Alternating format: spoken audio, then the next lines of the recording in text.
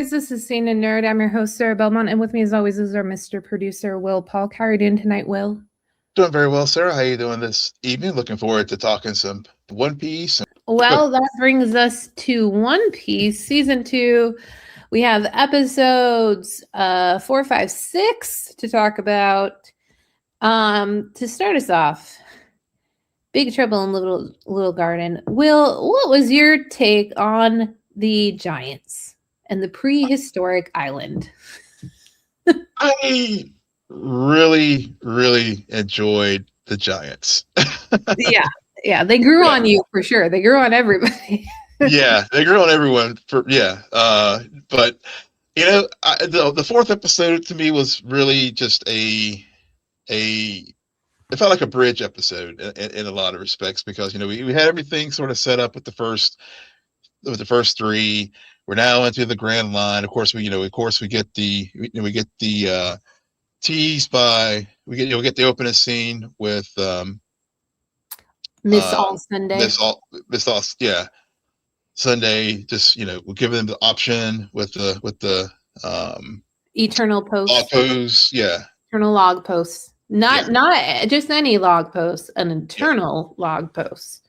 Yeah. But see, I disagree with you with this episode being a bridge episode because episodes 4 and 5, we're still on the island. Like it's very much like these two episodes together. I'm so glad we inadvertently watched them together because they just flow into one giant episode. Yeah. Even to the point where a lot of the themes, specifically about Usopp the hero, is all set up in the 4th episode, and you get the payoff in the 5th. Which was really done well. And he kind of I was like, okay, somebody heard that I was putting down Usopp last week, so they decided to give him a big arc. They gave him a big arc indeed. I mean, I guess the reason why I said it was just a bridge is, I mean, to your point, I mean, I guess it was a bridge into this next arc. Maybe I didn't articulate it as well as you put it, but that really is where I was thinking about that as far as it being a bridge. Yeah, and we have Usopp who is very afraid of an island, not even getting off the ship. And then because everyone else is exploring it, riding dinosaurs, killing T-Rexes with a kick. Okay, Sanji, I have to say, Zoro's my guy, and I may be a little biased here, but you did not kill a T-Rex with a kick. Okay? You did not. Just drop it. Okay. But we get, and it's not just Usopp. We get a lot of different things going on. The rivalry between Zoro and Sanji 2 starts to come up again because of the pairings that occur. And then also through these 2 episodes in particular, you see Vivi, the princess, having a foot still out the door. Yeah. She doesn't want to be a burden. She really needs to get back to her kingdom, but she's also very much. How does Nami explain Luffy to her? So one day you'll just get it. You'll just see it. Yeah. You'll just see it. Yep. Yeah, you'll just see it. And so in these episodes, you're also finding her very much like we saw with the core group in the first season, not get into Luffy's spell, because it's not a spell he's doing, but more just the crew of the Straw Hats together, finding something in terms of family and friendship that they've been missing in their previous lives. Yeah. And it's nice. And it's just, this show, it's just, again, we said it last week, it's a lot of fun. Yeah. And there's a lot of action, there's a lot of set pieces. I mean, we got giants fighting, we got dinosaurs, Luffy, of course, has to ride a dinosaur. We, of course, have to have Sanji cook T-Rex meat. Yeah. But there's also what's going on with Usopp in the terms of like how to find bravery. Mm-hmm. And Usopp for 1.5 seasons has a big mouth, loves to tell tall tales, pun intended. Yep. And also what I appreciate is subtly occurs in these two episodes. We never found, up until now, there was never a clear objective for Usopp. It was more like, this is my opportunity to go on an adventure. Mm-hmm.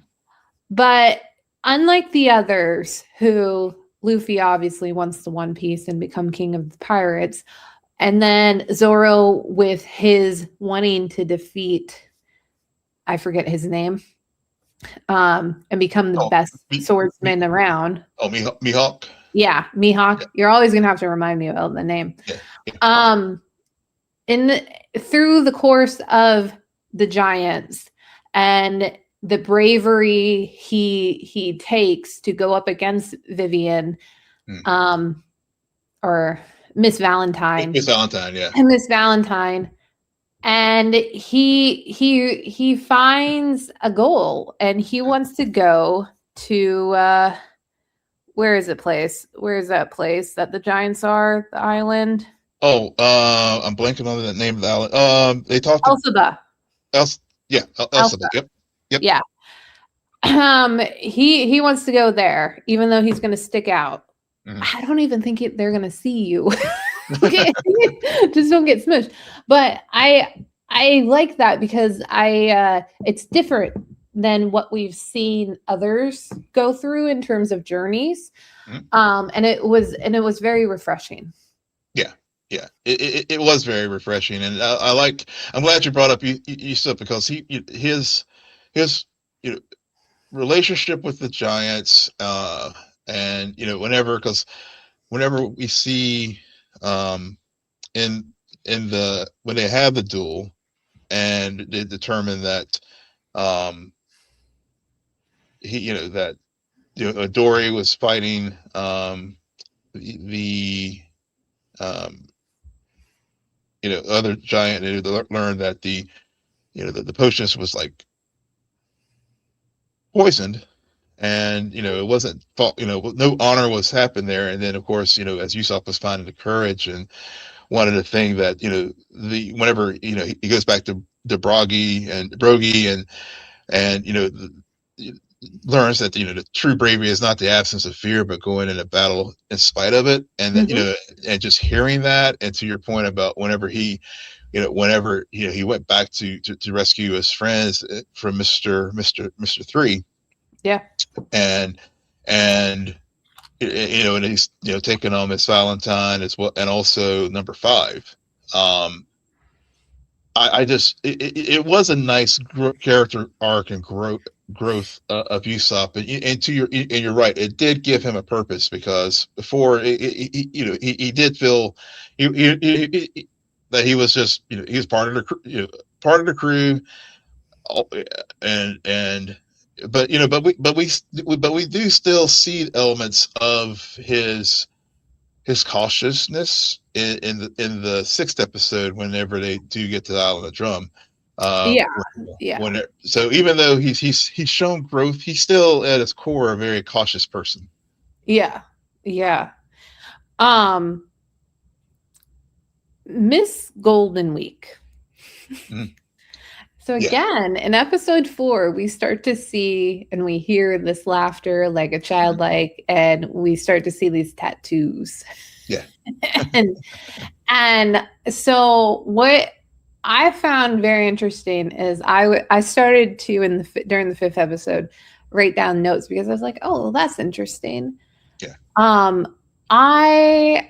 And this was before they really delve into her powers, because I was like, wow, it's like whatever they're using gives the person the exact opposite like behavior of who they are, because Luffy's never been that sad before.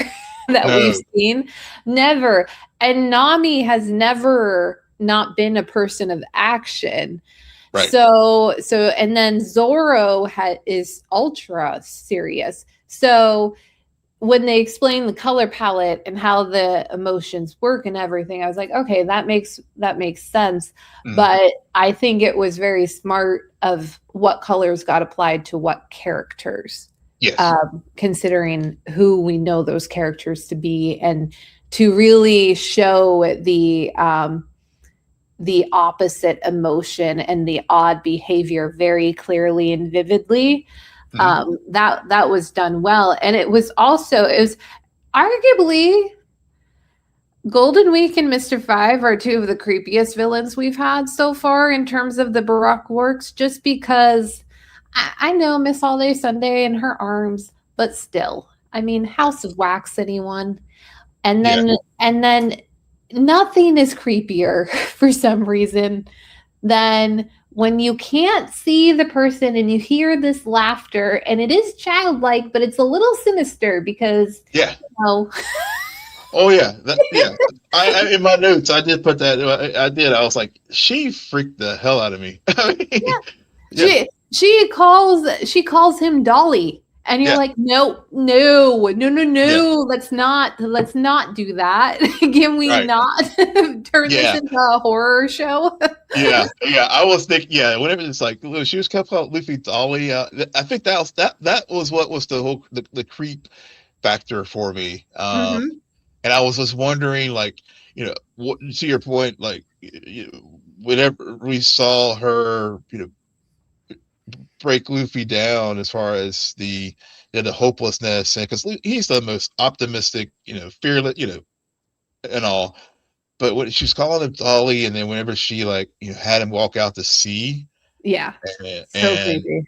It was so creepy, and and credit to Usopp, he just Johnny on the spot. He just somehow he just has that innate sixth sense to be there for Luffy. But that whole sequence there was just that was where I was like, man, this show, they can do humor, they can do horror, and really just the range of this show, I think, is what makes it work so well. And again, we're not folks who have read the manga or watched the anime 1,000 plus chapters, but for live action folks, this is what draws me in. And something else, I mean, we talked about it a little bit last week too, with all the numbers, all the days of weeks. I'm not getting tired because we got introduced to so many Mr. and Mrs. in these 2 episodes alone. We haven't even gone into the 3rd episode, but I mean, we get introduced to Miss Friday and Mr. 13. Okay. Yeah. So they are very clear about the Baroque works, and they're very good episode villains. Yeah. Granted, we have our main ones, the Miss All Sunday, Miss Valentine, Mr. Fine. Those are our carry through, but it also feels like a bigger world because before you know it, you'll be introduced to Mr. 16 and Miss Never Sunday. Miss Never Sunday. We got. So but I also so we have these 2 episodes that are very much on trend with where we have been for the season. And then to go into Nami Dearest, to me, this felt like a little bit of a different episode. I don't know if it's a bridge episode because I don't know what episode 7 will be like. However, in here, there's a lot more focus. There's a lot less focus on Baroque works, even though we still see them because of what happens with Smoker. But we are more focused on some of the international, I don't know, some of the world politics that ties back to Vivi and getting her back home, and where we learn more about this Drum Island, as well as the leader, the bastard king of it, if you will. Miss Woolpaul, who's just an asshole. And how dare Miss All Sunday give him devil fruit when he's got that jaw? Like, yeah, and we don't know. Yeah, and as of now, we don't know what the power in that devil fruit was. I mean, I think he's just going to be all steel. He's going to be all. I don't know. It's going to be weird and it's going to be annoying, and I'm sure it's going to be something very adversarial, not necessarily for Luffy, but more for Vivi. Because we get a Vivi flashback. We meet her father, and we see more about her own anger towards Wapol for just being an asshole who slaps a child. You know? Slaps a child. We see, and I do like how they tied in Ingraham. In this episode too, and so I guess even though it's a little bit of a little moving into the next arc with this, it was a nice.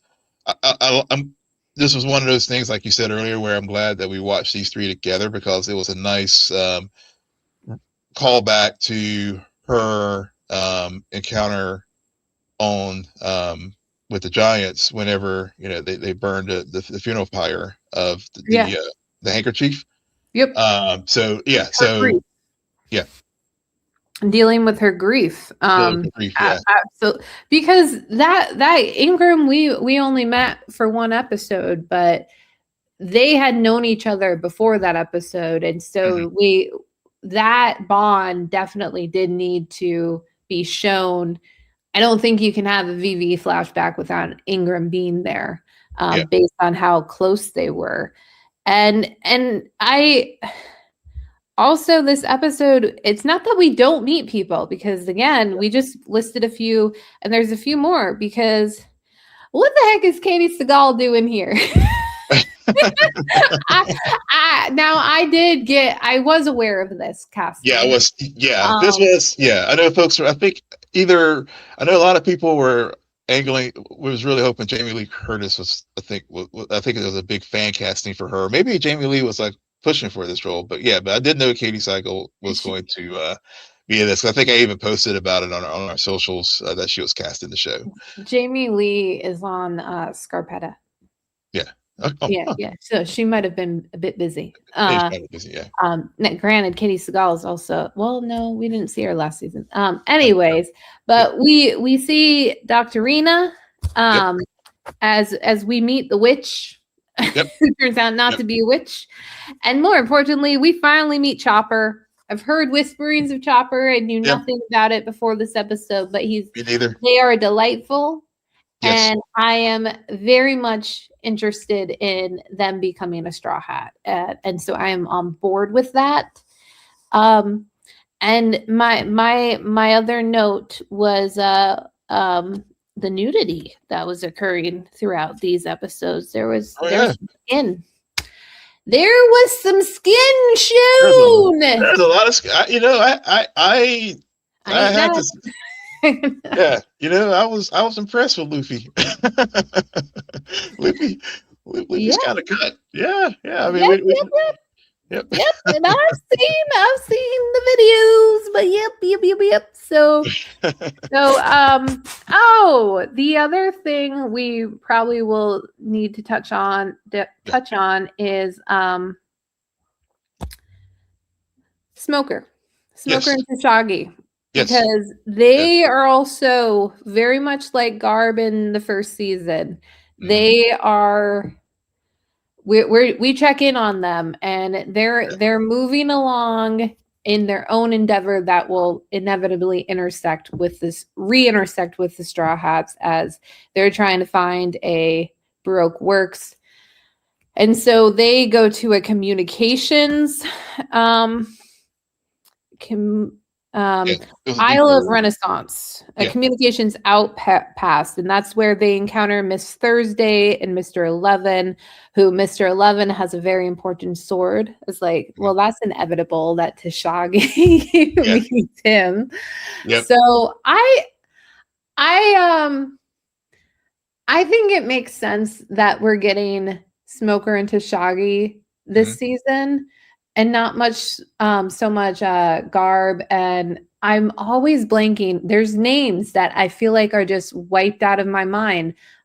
Who's Luffy's old friend? Oh yeah, Kobe. Yeah. Kobe. Yeah. Because if we had them both, I feel like we would have been tired. Mhm. Or we would have noticed some redundancies Yeah. where yes, they're very similar in terms of what happened with Kobe in the first season. And now we're seeing like Smoker and Tashagi and Mhm. those roles. Mhm. But it's also refreshing because Smoker is definitely not Garb. And No. Tashagi is more of a counterpoint to Zoro than Luffy. Yeah. So Yeah. yeah, so I think checking in with the Marines is very important. Mhm. Um, but I also am glad that we've been focusing more on some of our new protagonists, such as Vivi, while also allowing our main group, like a Usopp, to stand up and get some center light, if you Yeah. will, Yeah. on their individual journey. Yeah, yeah, I completely agree, and and the other characters that they did introduce in this episode, as we flesh to your point about fleshing out the world, we do also meet Dalton, and he was also Mhm. there in the past with when the king struck Vivi, Yep. and so so makes so clearly he he may or may not have recognized her whenever they were there in the village, but it definitely again brings all with given that Drum Island now is a shell of what it was, because the whole reason why they went there was because they had this reputation for all the doctors, and we knew that Nami was sick from getting bit by the tick, but so it brings all the connectivities of this world together, and deepens, again, for us live action folks who aren't familiar with all the lore. It sets the table for like things that we see to to come in as we progress in these last two episodes, and then of course, as we do know that they are in the process of filming season 3 right now, so hopefully it won't be a 2.5 year break between seasons, which will be great. Yeah. Yeah. Yeah, yeah, Hopefully. Fingers yeah. crossed. Fingers crossed. Fingers crossed. Yeah. Another thing too, that really, a through line throughout this is just how the Straw Hats really have truly have become a found family, and also that just Luffy growing into as well as captain, and just like in every aspect of it, like where he's literally like, I'm gonna climb this mountain literally to like to save Nami, and that was that, and and to see just the doggedness, especially whenever you know after what after we saw what he went through with Miss Goldenwork, the Luffy, it was a nice return, story wise, just to remind us of who Luffy is, and all that, and moving on from the island episodes that we had prior. So I thought that was just again, just the leadership of Luffy, and also I think the Vivi and others just trying to help teach him how to become uh, a better leader for the Straw Hats. Yeah, definitely. Sanji also played a big role in going up that hill too, and put a lot on the line as well. And Zoro was told to stay. He did not like that. He did not like that. He not did like not like that one bit. Yeah. So, but they all couldn't go up the hill. That is for sure. But he did have that very key. I think he did have a very key scene there between with Dalton, and and as far as who's going to, like, as far as continuity of leadership, and who's going to help protect the Drum Island as they move forward once they once they take over from the king. So even though he wasn't able to go up that hill, I think that conversation with Dalton is definitely going to play a big role as far as with the story moving forward.